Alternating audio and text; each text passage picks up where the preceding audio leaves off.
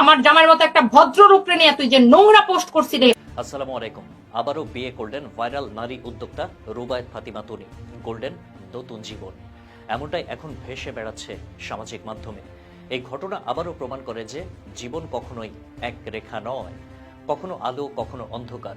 এই ওঠা নামার মাঝেই মানুষ শেখে বাঁচতে। নারী উদ্যোক্তা রুবায়েত ফাতিমা তনির জীবন যেন তারই জীবন্ত উদাহরণ। একসময় সাদাত ভাইয়ের সহধর্মিণী হিসেবে তাকে সবাই চিনত। দাম্পত্য জীবনের দুজনের বন্ধন ছিল গভীর ও অনন্য।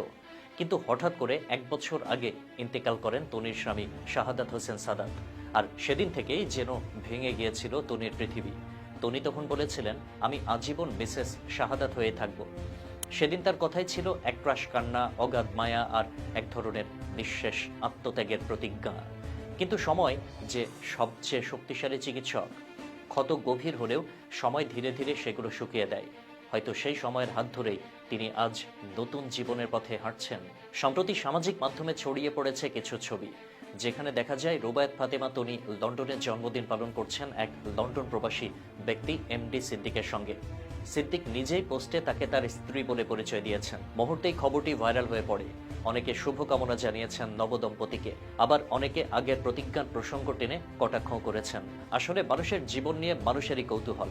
বিশেষ করে কেউ যদি আলোচনার কেন্দ্রে থাকেন, তাহলে তার প্রতিটি সিদ্ধান্তই হয়ে ওঠে সবার আলোচনার বিষয়। কেউ প্রশংসা করে, কেউ সমালোচনা।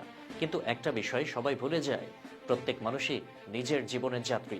কারো চলে যাওয়া, কারো ফিরে আসা, এই নিয়ন্ত্রণ মানুষের হাতে নেই। তনির প্রথম জীবনটা ছিল অগাধ ভালোবাসায় পূর্ণ। সাদাত ভাইয়ের মৃত্যুর পর তিনি তার নামের সঙ্গে মিসেস শাহাদাত যুক্ত রাখেন। কিন্তু বাস্তবতা তাকে হয়তো বুঝিয়ে দিয়েছে, শুধু স্মৃতি নিয়ে বাঁচা যায় না, বেঁচে থাকারও একটা দায় আছে। সন্তান আছে, পরিবার আছে, নিজের একটা মানসিক পৃথিবী আছে, যা শূন্যতা মেনে নিতে পারে না। সেই শূন্যতাই হয়তো তাকে নতুন ভালোবাসার দিকে ঠেলে দিয়েছে।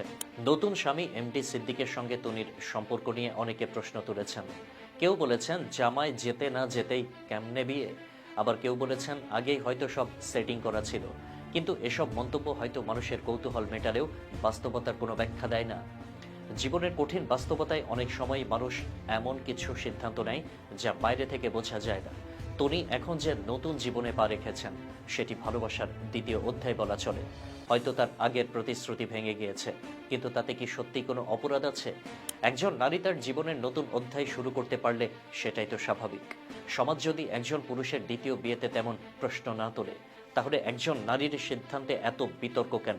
তবে অবশ্যই সেই নারীটাকে সিঙ্গেল থাকতে হবে, আর তনি অবশ্যই সিঙ্গেল। তনি যে আবার বিয়ে করেছেন সেটা হয়তো তার সাহসের প্রকাশও।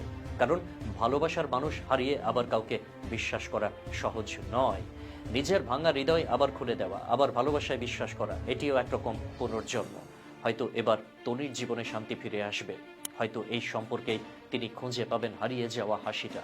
আমরা কেবল এতটুকুই বলতে পারি, ভালোবাসা যেন এবার তাকে ফেলে না যায়, আর তার নতুন জীবনের প্রতিটি দিন ভরে উঠুক সেই 1 টন ভালোবাসায়, যা তিনি প্রাপ্য ছিলেন শুরু থেকেই। কারণ শেষ পর্যন্ত মানুষ বেঁচে থাকে ভালোবাসার জন্যই, একবার নয়, বারবার। আল্লাহ হাফেজ।